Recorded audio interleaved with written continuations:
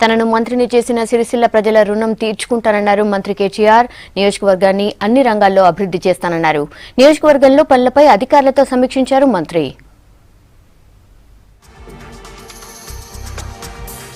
సిరిసిల్లను రాష్ట్రంలోనే ఆదర్శ నియోజకవర్గంగా తయారు చేస్తామన్నారు మంత్రి కేటీఆర్. సిరిసిల్ల పట్టణాన్ని అన్ని విధాలుగా డెవలప్ చేస్తామన్నారు. టౌన్లో పలు అభివృద్ధి పనులకు శంకుస్థాపన చేశారు మంత్రి. ఆ తర్వాత జిల్లా, మున్సిపల్ అధికారులతో కలెక్టరేట్లో సమావేశమయ్యారు. వేములవాడ అభివృద్ధికి ప్రత్యేక చర్యలు తీసుకుంటున్నట్లు చెప్పారు మంత్రి. ప్రణాళికాబద్ధమైన అభివృద్ధిని ఒక పటిష్టమైన కార్యాచరణతో, నిర్దిష్టమైన కాల పరిమితితో, ఒక టైం బౌండ్ పద్ధతిలో, స్ట్రక్చర్డ్ ఫ్యాషన్లో ఏ రకంగా సిరిసిల్ల పెరగాలి. జిల్లా కలెక్టర్ గారికి అదే రకంగా జిల్లా యంత్రాంగాన్ని నేను చేసే విజ్ఞప్తి ఏమంటే, జిల్లా కేంద్రం అవడంతో పాటుగా మరి పక్కనే ఒక ధార్మిక క్షేత్రం కూడా వేములవాడ రూపంలో చాలా పెద్ద క్షేత్రం కూడా ఉంది. దాంతో పాటు మరి ఇప్పుడు కొత్తగా ఇన్ఫ్రాస్ట్రక్చర్ కూడా చాలా అభివృద్ధి చేయాల్సిన అవసరం కూడా ఉంది.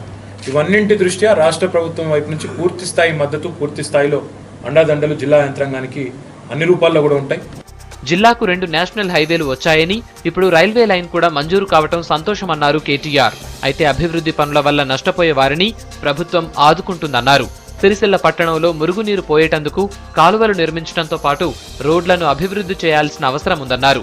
కలెక్టర్, ఎస్పీ కార్యాలయాల కోసం స్థలాన్ని సేకరించాలని ఆదేశించారు. నేషనల్ హైవేస్ కూడా ఇక్కడి నుంచే వస్తున్న నేపథ్యంలో చాలా పెద్ద మొత్తంలో భూసేకరణ చేయాల్సిన అవసరం కూడా ఉంది.